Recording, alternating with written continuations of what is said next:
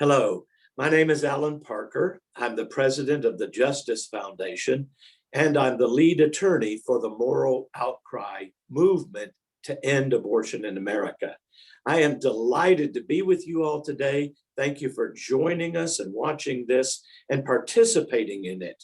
In fact, I believe that you will be able to be motivated, activated, and equipped to be part of the spiritual army of justice, as I call it, that is going to end abortion in America.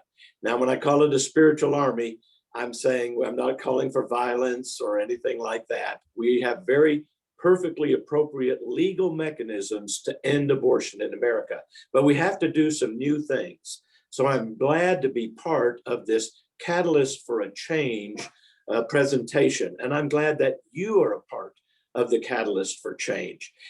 Even though I'm a lawyer and I'm going to be talking about legal history, the Moral Outcry Petition is a public interest litigation strategy to convince the public and the Supreme Court that it's time to reverse Roe v. Wade right now. So you don't have to be a lawyer to participate. You can actually sign the Moral Outcry Petition, and the Justice Foundation will file your name, but no other contact data, along with over 350,000 names of other people who signed the Moral Outcry Petition, asking the Supreme Court to reverse its abortion cases. And as unusual as that may seem, I'm going to tell you about some amazing and unusual things that I think the Lord is doing. And I want to say that about the Lord. I am a Christian. I was made in the image of God by God. I believe in the Declaration of Independence that all men are created equal and endowed by their Creator with certain inalienable rights. And so I'm going to tell you a little bit about myself so you know who is this man speaking to me. But everything that I'm going to talk about, I just want to give glory and honor to God. By God's grace, I'm a former professor of law. I taught law at St. Mary's University School of Law in San Antonio. I taught civil procedure. I studied international human rights at the René Cassin International Institute of Human Rights in Strasbourg, France, for a summer. And then I taught human rights. I taught at the St. Mary's Institute on World Legal Problems in Austria while we were one summer. So I've taught this subject, and by God's grace, I also had the great honor of representing Norma McCorvey, who was the Roe of Roe v. Wade, and Sandra Cano, who was the Doe of Doe v. Bolton, from the year 2000 to about 2012-13. I represented both of those ladies whose cases brought abortion to America in their legal efforts to reverse their cases. That's right. One of the first amazing, unusual things I'm going to tell you about is the two women who were used by the abortion industry and their lawyers, according to their own testimonies, to bring abortion to America in the Roe v. Wade case and the Doe v. Bolton companion case. Both of them, for the first time in American history, were winners of a major landmark cases who want the Supreme Court to reverse their own cases. And I represented them for 12 years in their efforts to do that from 2000 to about 2012. Now, and both of those ladies have now gone to be with the Lord. They were born again Christians, and Norma also became a devout member of the Catholic faith. And by the way, you can read both of their testimonies if you go to the Justice Foundation website. You might have a piece of paper, write down a few things, but one of the key things you're going to need to go to is go to the justicefoundation.org, thejusticefoundation.org, and you will be able to learn. You can learn how to stop forced abortions there. You can give us your abortion testimony if you've had an abortion, and we'll take those to courts and legislatures, as I'm going to explain this hour. And you can sign the Moral Outcry Petition and let the Supreme Court know that you believe abortion is a crime against humanity. That's the first important new step in the legal effort to reverse Roe v. Wade. So I'm really glad to be here. Let me see. I've been married to my wife, Susan, for 47 years, and we're really excited about that. I could not do without I do with having a great woman helping me and supporting me. So let's go on to the moral outcry petition. The next slide, please. I represent Melinda Thibault. Her name is spelled there on the slide, but it's pronounced Thibault. And she is the founder of the Moral Outcry Petition. And this was actually birthed in prayer. She was the pro-life prayer director at the International House of Prayer in Kansas City. And they were praying for the end of abortion, as they do very, very often, and as many millions of people have done. And let me say this, I believe it's because of the prayers of the saints all over the world that we will see the reversal of Roe v. Wade. Some people ask me, do you think it could ever be reversed? And I say, yes, I believe that with all my heart. I'll tell you some of that reasons in this program. But also, I remind people, I lived through the fall of communism. Nobody thought the Berlin Wall would fall. In fact, in the summer of 1989, that's when I studied international human rights in Strasbourg, France. Mikhail Gorbachev came to Strasbourg and gave a speech talking about Europe being a house of many rooms. And that was the summer of 1989.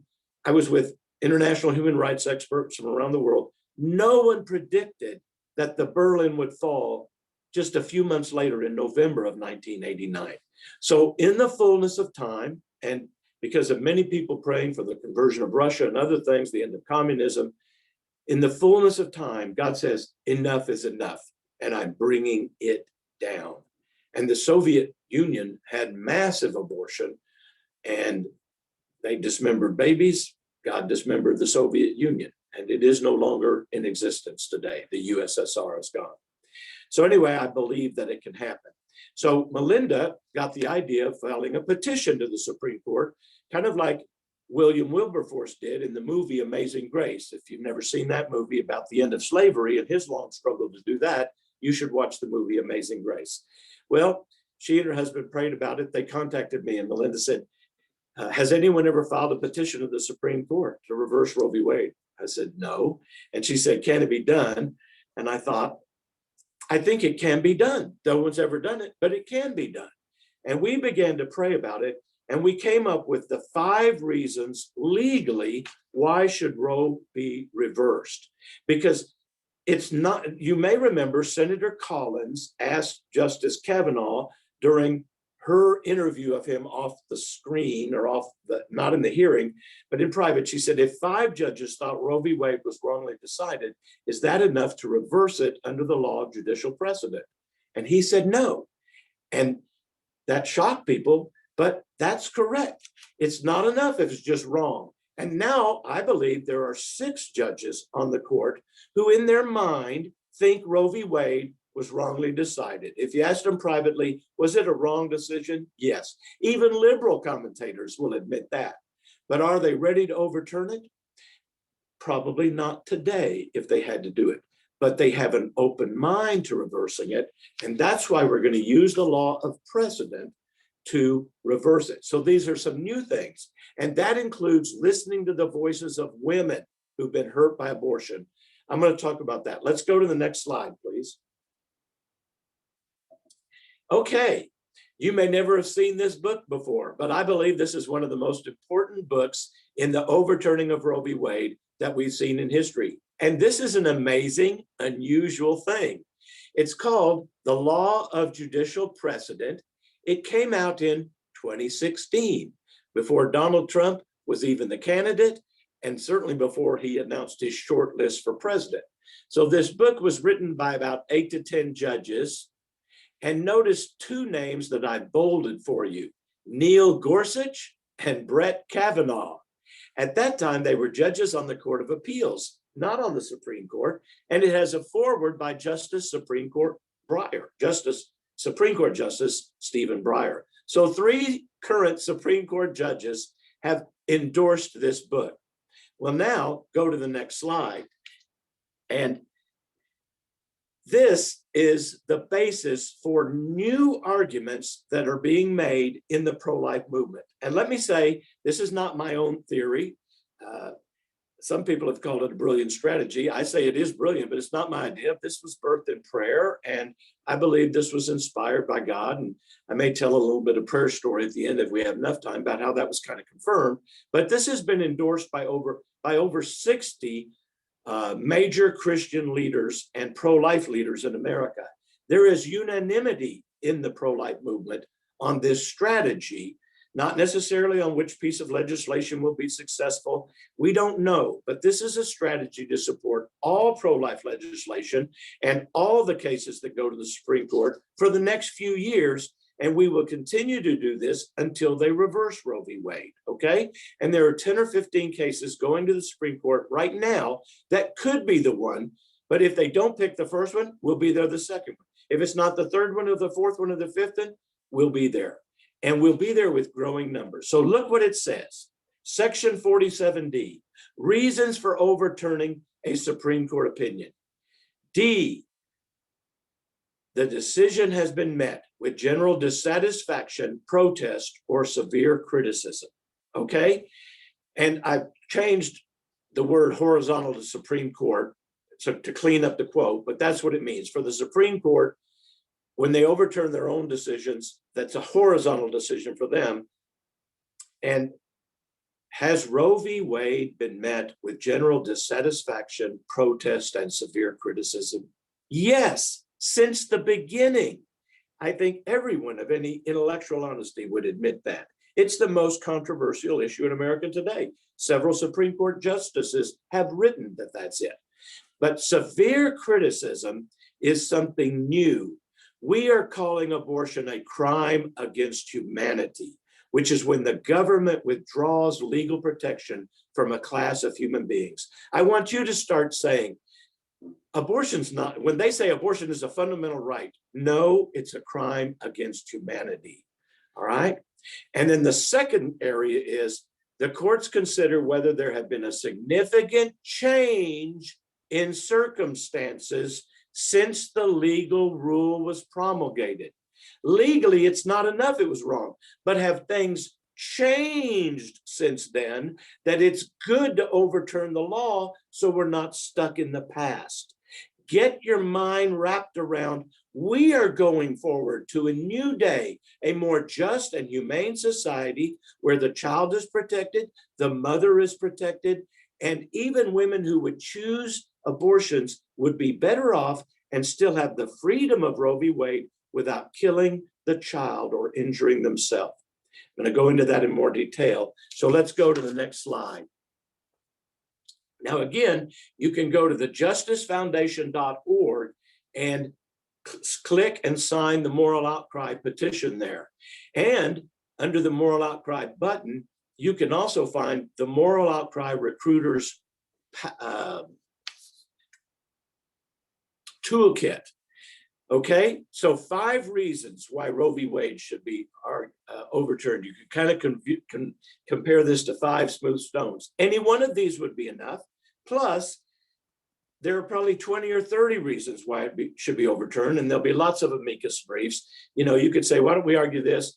These are 5 publicly persuadable, legally defensible, sufficient and necessary reasons. And the public can be convinced. 80% of the public, I think, will agree with this when they've heard all these reasons. So number 1, abortion is a crime against humanity. And remember that slide? Every time someone signs the petition, that is evidence under the law of judicial precedent that the Roe v. decision should be reversed. So if you're watching this today, you can sign the petition. We'll put your name in the next Supreme Court brief. The last brief we had 336,000 names. And let me say this, the state of Arkansas just passed a ban on abortion based on these 5 reasons. And it did it with 2/3 majority vote of both houses. And I believe part of that was because abortion is a crime against humanity. When they said, why do we need to do this now? It's because it's a crime against humanity. That's comparable to slavery, which was upheld by the Supreme Court in Dred Scott and precipitated the Civil War. It's comparable to the segregation cases called Plessy versus Ferguson in 1896, where the court said separate but equal is equal? No, the Constitution says all Americans, including African Americans, are supposed to have equal protection, equal rights. But the court said, well, no, if you're African American, you're only going to get separate but equal. So they denied legal protection to a class of human beings. And who is denied protection currently? It is the infant life in the womb. And I'm going to show you a quote. I don't think we should call it preborn or unborn. The Supreme Court has said it is infant life in the womb. So we're protecting infant life. People can identify and they love infants, but they never thought of themselves as preborn or unborn. So again, language is important. We use the language that is the most favorable and truthful. Now, the second argument is women can today have the freedom of Roe without its human cost, which is killing a child and injuring the woman. Number three is abortion hurts women. We have collected, and this is where I want to really highlight today as part of support after abortion. We have collected since the year 2000 over 4,660 legally admissible written testimonies of women hurt by abortion.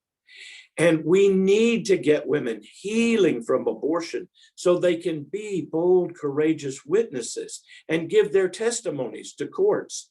Every time we've had a pro-life victory at the Supreme Court, the court has cited the effect of abortion on women for restricting abortion. If people think abortion helps women, they're going to say, we want to help women. But today, under the second argument, women can be helped without killing the child. And that is the safe haven law in all 50 states. Under a safe haven law, which all 50 states, including liberal states like California and New York have even these laws, you can relinquish your baby at birth or within a designated time thereafter at a hospital or fire station or designated place and give your baby to the safe haven, and you'll be relieved of the 18 years of obligation to care for the child. What does Roe want? What did the court want to do? It wanted to help women with the burden of unwanted childcare. It talked about a distressing life. Now, many of us believe children are a blessing, but some people think they're a burden. And I've heard many women's testimonies. Everything I know about what abortion does to women comes from scientific literature, but mostly the testimony of women themselves through these thousands of affidavits. And I've represented thousands of women hurt by abortion at the US Supreme Court. So in 1992, well, I'll work this in when I talk about the cases, but the Supreme Court has said abortion causes devastating psychological consequences to women. It says it can cause severe depression and loss of esteem. And the Supreme Court has said some women come to regret aborting the infant life they once created and sustained. So at the moment of birth, at the moment the abortion's being performed, the court has said it's an infant life. So we're talking about infant lives. The next two arguments are that there's 1 to 2 million people wanting to adopt newborn babies. So the state will say they'll ban abortion and say, like Arkansas says, but it's not, they're saying, don't kill the baby, don't hurt yourself, give us the baby through our safe haven law, and then we'll give it to the 1 to 2 million women waiting to adopt newborn babies. There won't be any children in foster care. Some people don't think they can take care of an abused or neglected child, but many women, 1 to 2 million, this is documented, every year on an ongoing cycle in, cycle out of the cohort basis, want to adopt newborns. And finally, the last argument is new science shows life begins at conception, which makes it a crime against humanity. In 1973, the court said, at this state in the development of man's knowledge, we don't know when life begins. So Justice Roberts will probably write an opinion that says the court did the best job it could in 1973. The court wanted to help women. It did not know that it was killing a child. But in the 1980s, DNA testing came out. And if you test the infant life in the womb and a sample from the mother, send them to anonymously to a DNA lab, they'll send you back a report that says, this is two unique, separate human beings. It's not a frog, it's not an amphibian, it's a human being, member of the species, Homo sapiens. And then in the 2000s, we had genetic testing and all sorts of things that show this is a live human being from the moment of conception. So the court will say, we don't want to be stuck in 1973 science. When science changes, the court and the law changes. And we wanted to help women. The court could say, we didn't know then that millions of women would be hurt because abortion was illegal. We didn't have widespread experience. Now we know. And now women can be free of unwanted childcare by delivering their babies safely to a hospital or fire station. And that is free. So we can have the freedom of Roe v. Wade to do whatever she wants with her life. She doesn't have to go through a legal procedure. It's free, unlike abortion. And so it's equally available to the rich and the poor. There's no need to travel to another state because every state has it. And it's more widely available than abortion because there are far more hospitals and fire stations in every state than there are abortion facilities. So this is the win-win-win in the abortion wars. 80% of American people will be with us, particularly the mushy middle who say, well, I'd never have an abortion, but who am I to tell a woman what to do? They know there's something icky and wrong with it, but they want to help women. And of course, we all want to help women. Now, as a society, we move forward. All right, let's go to this next slide, please. That is why we must help women heal. We must offer abortion recovery programs. On the Justice Foundation website, you can click on 3 projects. Today, I'm talking about the moral outcry, but we have another project there called the Center Against Forced Abortion. One of the ways abortion hurts women is once you make it legal for a woman to choose, you actually let other people force her to have an abortion because the baby's a problem for them. And that forced abortion is already illegal in every state. You can go to our website under our Center Against Forced Abortion and get legal tools to stop it. Just briefly, the 3 most common types are adult parents or other adults forcing a minor girl to have an abortion because it's a problem for them. Number 2 is an adult man forcing a woman to abort his child. She may be super happy, but he says, no, no, no, we're taking care of this now. And number 3 is human trafficking or prostitution. We have legal tools under our Center Against Forced Abortion on the justicefoundation.org website where you can do it. But forced abortion is particularly devastating to women. And even feminist literature recognizes that domestic partner abuse can lead men to force women to have abortions, all right? Now, once the women get healed, then they tend to become very strong witnesses. Turn to the next slide, please. Here's kind of the evolution of the court's thought.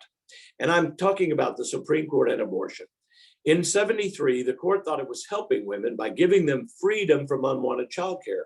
The court didn't know that millions of women would suffer the terrible tragedy of devastating psychological consequences. I've got that in quotes because you need to remember that. That's not a legal phrase, that's a human phrase.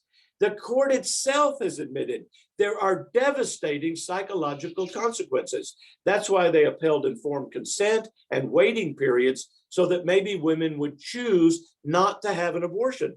But if you have a difficult life, in 1992, the court, well, I'll go over that a little bit. There was no safe haven law. And the court said, well, maybe 18 years of childcare is a heavy burden, but we want women to know having an abortion is not easy either, all right? And then depression and severe loss of self-esteem came about in Gonzalez v. Carhart, all right?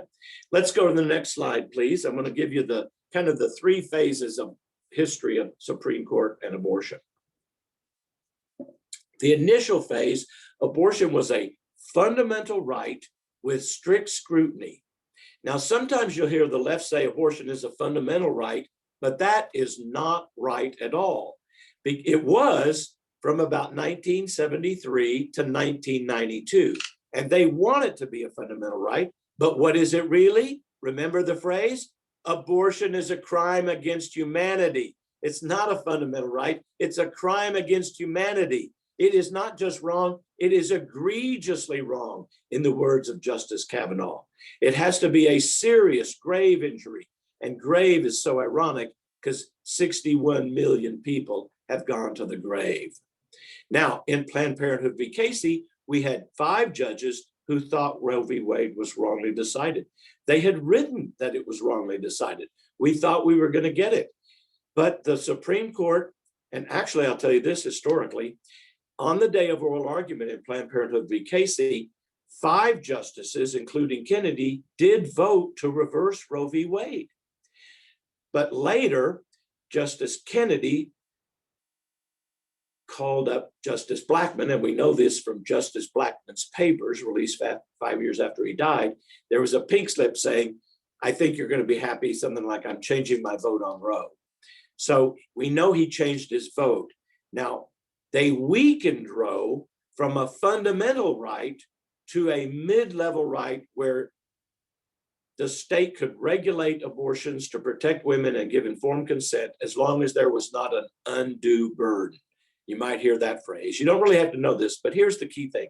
Roe has been under attack from the day it was made, and it's been getting weaker and weaker and weaker because it's a crime against humanity. And in 92, the court said this, though, women have come to rely upon it, but they mentioned devastating psychological consequences.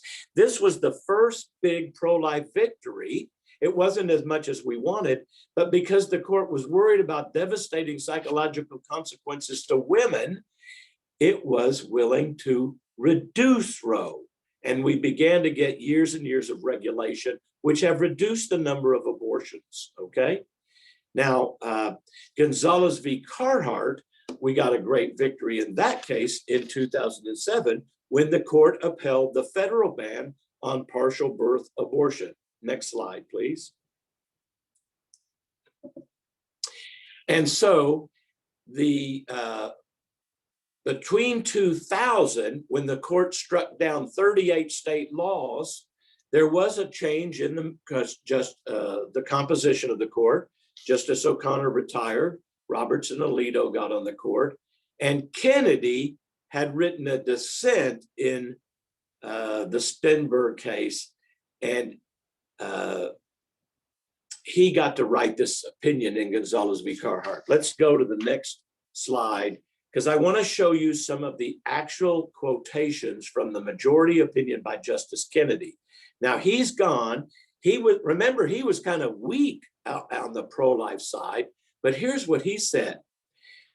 Respect for human life finds an ultimate expression in the bond of love the mother has for her child. The act recognizes this reality as well.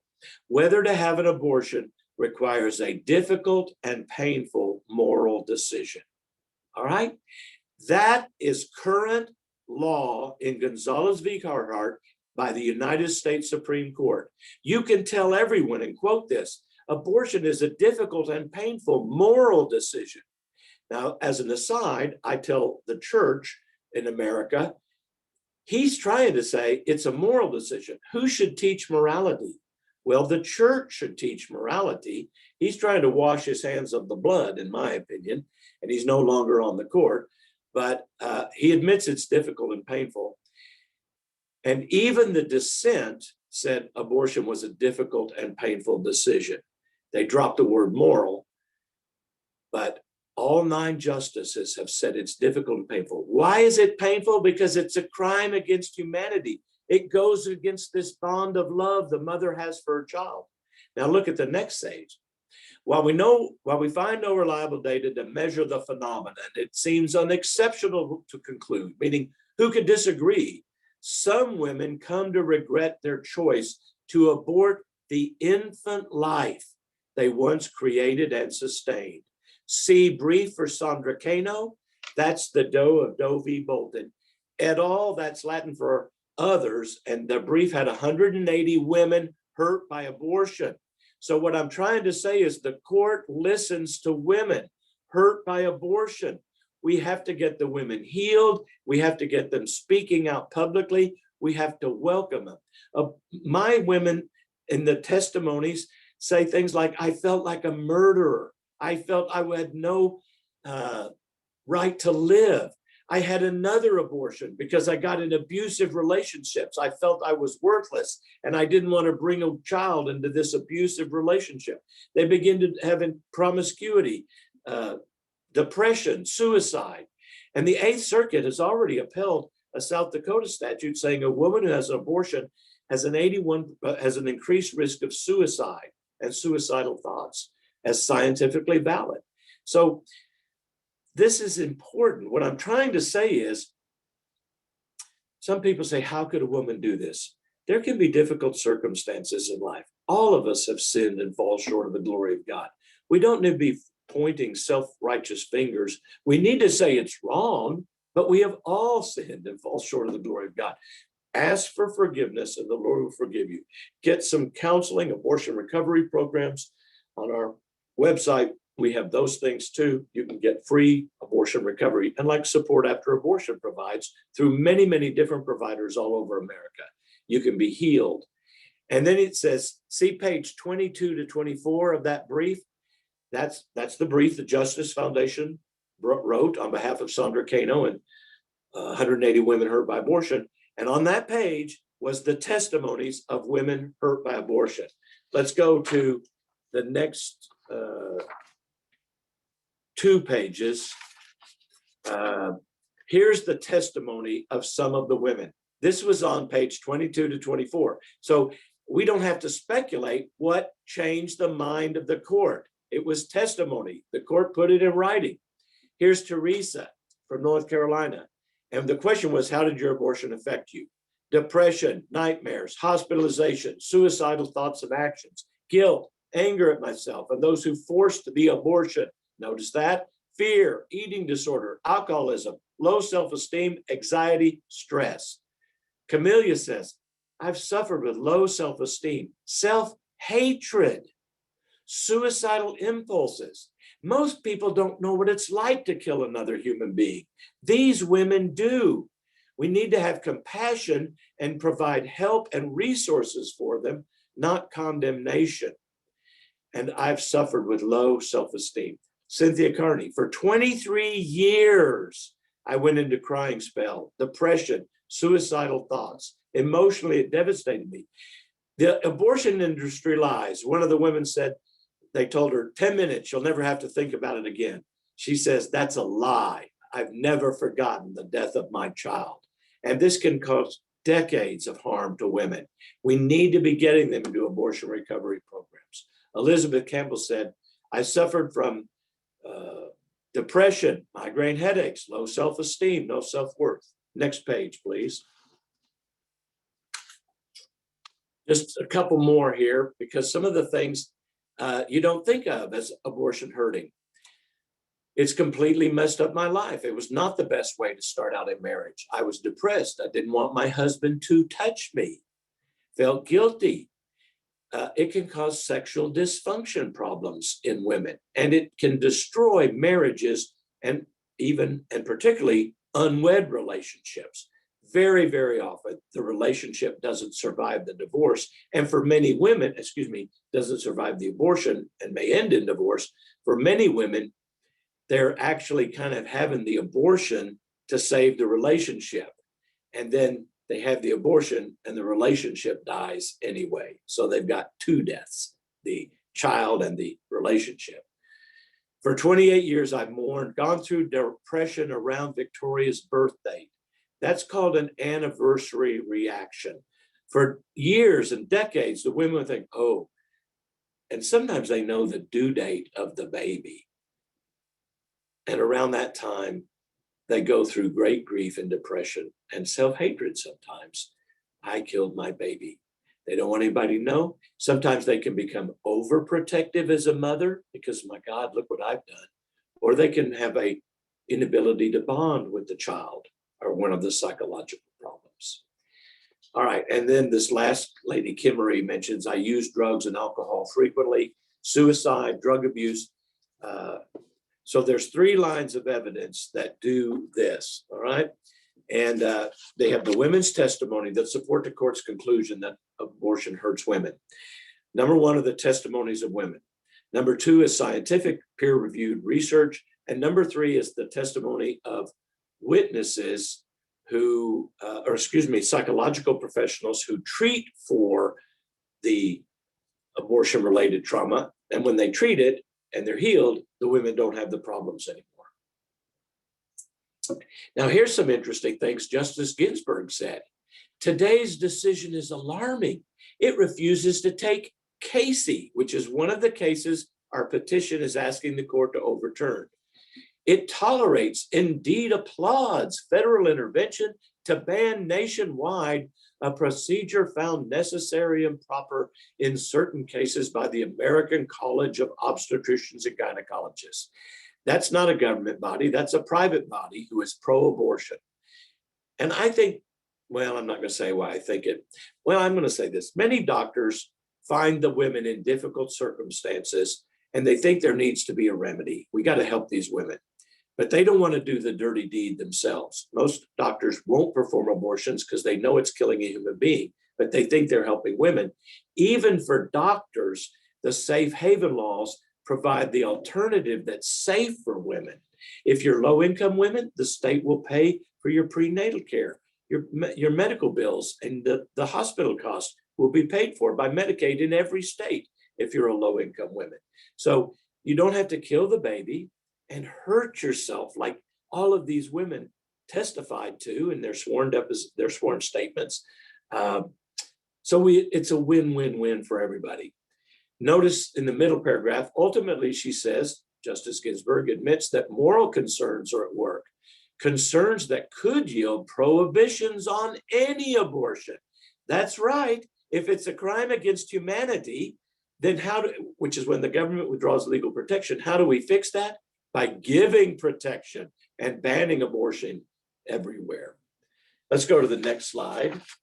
And by the way, if I'm going over these too quick, you can download these documents on this website, and you can have all this and share it with anybody you want.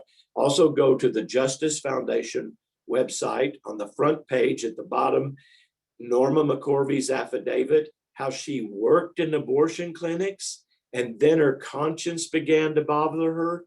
Then she gave her life to the Lord because of the horror of working in an abortion clinic, pricked her conscience, just like these women have testified. Now, Norma never had an abortion, but you can read her whole story. I'm not going to go into that. And Sandra Cano was a forced abortion case. You can read her testimony on the bottom of our website. Let's go to the next page, the New York Times article, please. All right, now we're here to talk about new things. Gonzalez v. Carhart was a new victory for the argument that abortion hurts women. And the New York Times says abortion foes, that's you and me, they don't call us pro-life. They don't like that. That's too positive. They say we're anti-abortion. Well, I am against abortion. I am anti-abortion because it kills a child and injures a woman horribly. And we now have a better way to help women who have difficulty with caring for the child. All right.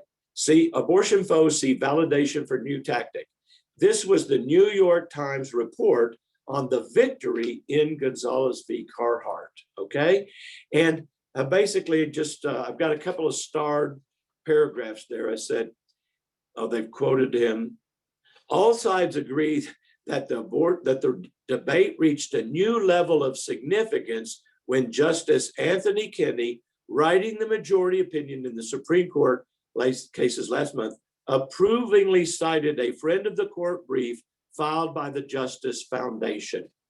And again, I don't take any legal credit for it. Now, we had a lead counsel on that case was a very brilliant attorney woman named Linda Schleter. I was on the brief also, along with other lawyers on the team. And it was an excellent brief. But as we saw, what touched the court's heart was the women's testimony. And we were proud and honored to represent Sandra and Norma. And I believe when Roe v. Wade is reversed, in either a footnote or the main opinion, the court will sort of give a by the way for history and say, by the way, the two women whose cases we're reversing today, Roe and Doe, both filed motions previously asking this court to reverse their own cases. So today, we're joining the women to say it's time to move forward to a better way to help women through safe haven laws than killing the child. All right, since that, Gonzalez, because of the women's testimony, that's what I want to emphasize. We have to embrace women's testimonies. Let the women who've been healed and can stand up to the public and tell the truth without it further traumatizing them. They should go through some healing and recovery, because this is a deep wound. It is a deep wound. It's not the unforgivable sin, but it's a deep wound, as we saw from those testimonies. Let them speak at pro-life events. We're letting them speak in courts. When Arkansas passed this ban on abortion, we put the 4,660 testimonies into the record of the Arkansas legislature. And those testimonies helped persuade Arkansas by a 2/3 majority to pass this law. All right. So it's important to help protect, honor, love the women. We are the side that loves. And the moral outcry petition is the love solution. It's justice for the baby and love. Don't kill the child. Number two, it's love and mercy for the mother. Don't hurt yourself. Please, we will help you. We have a government social safety net now. If you can't take care of the baby or don't want to, just drop the baby off. That's it. No cost, no legal procedure. And you are finished with the child for 18 years. In exchange for a few months of pregnancy, which is significant, we will give you 18 years of freedom from childcare. That's a pretty major change in society. And the first case after that, where what happened was the first victory, the first victory was Gonzalez v. Carhart. I've mentioned that one. The second victory, the Eighth Circuit Court of Appeals upheld a South Dakota law saying that abortionists had to tell a woman abortion will terminate the life of a whole separate living human being defined as a member of the host species Homo sapiens. And Justice Gorsuch wrote a book against assisted suicide and said that if the child was a human, then in the womb, then the 14th Amendment would require that that child be protected.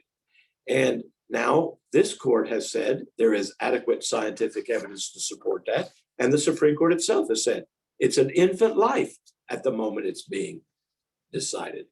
The third major victory, the Fifth Circuit upheld a woman's sonogram law, which saves lives on the basis of women's testimonies. And the fourth one was the Eighth Circuit upheld a law in South Dakota that the women had to be told that they have an increased risk of suicide and depression. All right. So there's our contact information. Let me summarize a few things for you, okay? There are 5 reasons why Roe v. Wade should be reversed right now. And there are 6 judges who have an open mind about reversing Roe v. Wade.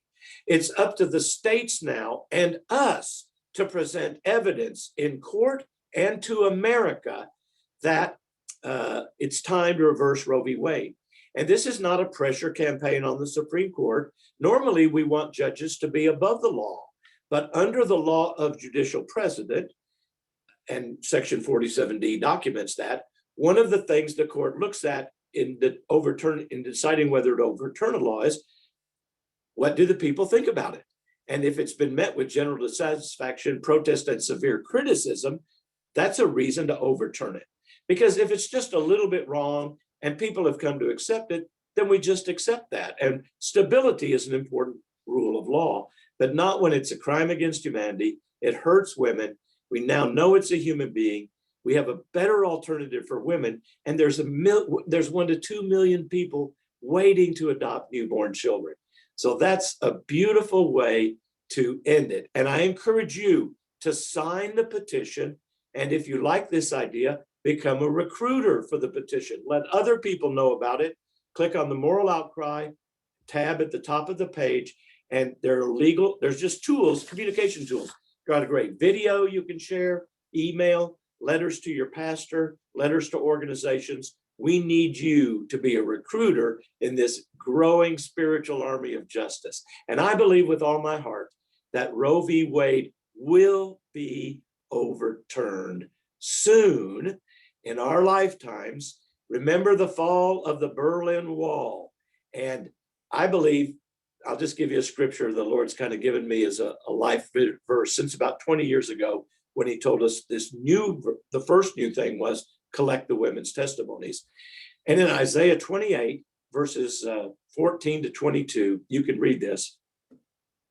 The Lord says to the mocking judges that their fraud and deception is going to be overturned. The covenant with death will be annulled. The agreement with the grave will not stand. And waters will overflow the secret place. I believe those are the tears of women as they give their testimonies of the devastation abortion causes women. And then he also says, I, the Lord, will rise up to do my amazing, extraordinary, unusual thing. I told you I was going to close with some amazing things. Look what's happened just since 2016. Allan, I just want to cut in. You're doing a fabulous job. We just have another presentation that's coming in this conference. If you wouldn't mind just giving us a closing thought, and then we'd like to give people just a few moments to ask you any questions through the chat. Thank you very much, Nathan. You're an excellent administrator. And so it says, we had the amazing thing of those judges writing the book called The Law of Judicial Precedent. That's unusual today. And then we had the amazing election of Donald Trump, the most pro-life president in American history. Amazing that he got to appoint 3 judges to the Supreme Court. That's very rare. We had the nuclear option to get Justice Gorsuch on the court. We had the Kavanaugh hearing from hell to get him on the court. And we had the surprising death and nomination of Amy Coney Barrett at very close to an election. So I believe there are 6 judges who are open-minded, and these reasons and the evidence under the law of judicial precedent will convince any fair-minded person that it's time to reverse Roe v. Wade and move forward. Thank you so much.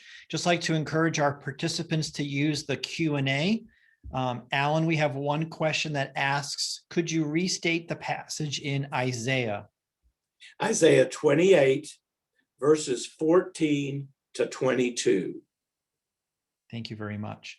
Our final question just says, would you mind, and this is a legitimate question, would you mind repeating your website again? All right. So that people can be a recruiter. And then if there's additional questions, they can contact you through your website as well. Yeah. And all our contact information is on the last slide that we put up. So you have it in writing. Download these written materials. You'll have it real easy, and it'll be in writing right then. I'm going to say the name again, the Justice Foundation .org, O-R-G, which stands for nonprofit. We represent our clients at no charge. We're a charitable organization. We exist on the donations of individuals, so we can represent people like Norma and Sandra and the founder of the Moral Outcry, Mindy Tebow, at no charge. Thank you so much for being with us today. It was a real pleasure and honor to have you. I encourage everyone to continue on to our next presentation. Allan, great to see you, and be safe in your travels. Thank you to you, Nathan, and to everyone who's watching this video and who will take action as well. Our thoughts and our prayers will be with you.